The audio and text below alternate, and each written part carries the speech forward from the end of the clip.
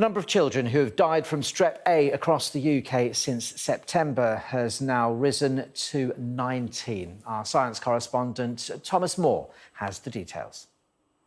This is an update on the numbers from the Health Security Agency, and they say that there have been 16 deaths under the age of 18 in England, another 3 in Wales and Northern Ireland.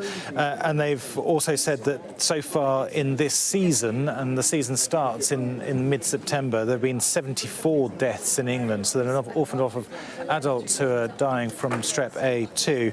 And they've also given us some numbers on the previous bad year for Streptococcus A, this bacteria that really is moving around the country very quickly. Back in 2017-18, which was the last bad year, there were 355 deaths across the whole season, and 27 of those were under the age of 18. And also they've been encouraging people to come forward if people do have what they call strep throat or scarlet fever.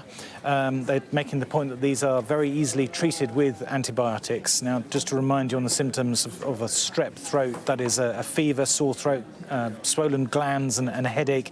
Scarlet fever, generally a childhood illness which has a characteristic sandpapery rash and a swollen tongue, encouraging people to contact their GP or NHS 11 at an early stage so that those children can be assessed. There's also been a change to the regulations over prescriptions today, something called a serious shortage protocol that allows pharmacists to prescribe an alternative antibiotic if the antibiotic that's written on the prescription by the GP has run out, and that should make it much easier for parents to get hold of antibiotics really quickly.